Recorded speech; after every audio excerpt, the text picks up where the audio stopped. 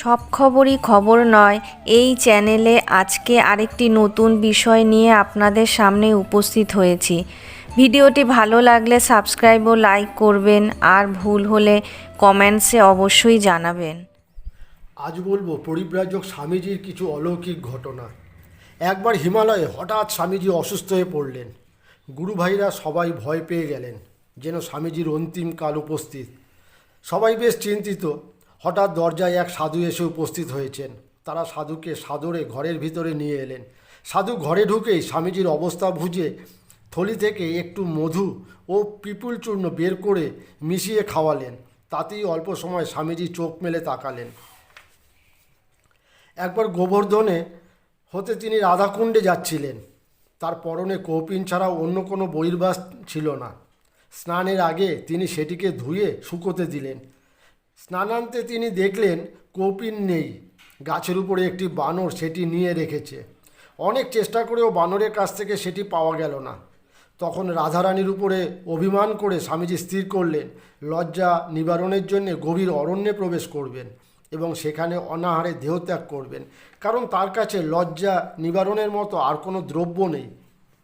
এই ভেবে স্বামীজি রওনা দিলেন।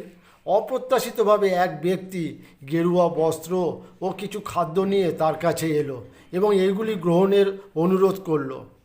তিনি এটাকে দৈব সাহায্য এবং রাধারানীর আশীর্বাদ মনে করলেন। গুজরাটের একটি ঘটনা।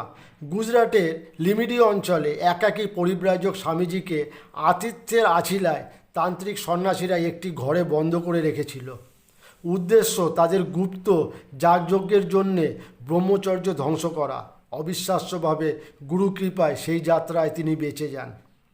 এরপরে হিমালয় অঞ্চলে ভিক্ষা করতে গিয়ে মানুষের দারিদ্র্য দেখে ভিক্ষা করাই বন্ধ করে দেন। ভাবেন, গরিবের অন্যের উপরে নির্ভরশীল এই জীবনযাপন। ফলে অনাহারে দুদিন চলে গেল। তৃতীয় দিনে অসহনীয় ক্ষুধায় নদীর জল পান করলেন। তারপর গভীর অরণ্যে প্রবেশ করে একটা পাথরের উপরে গভীর ধ্যানে ডুবে গেলেন। ধ্যান ভাঙলে দেখলেন একটি বাঘ তার দিকে লোলুপ দৃষ্টিতে তাকিয়ে আছে। আসন্ন মৃত্যু জেনে তিনি ভাবলেন, নিজে খাই না খাই ক্ষুধার্ত প্রাণীটি অন্তত খাবার পাবে। এই চিন্তায় স্বামীজি আবার ধ্যানে চলে গেলেন। কয়েক মুহূর্ত পর দেখলেন যে বাঘটি আস্তে আস্তে চলে যাচ্ছে। এইভাবে একটা বিরাট শক্তি স্বামীজিকে বারবার রক্ষা করে চলেছে। এগুলি তার অলৌকিক শক্তি।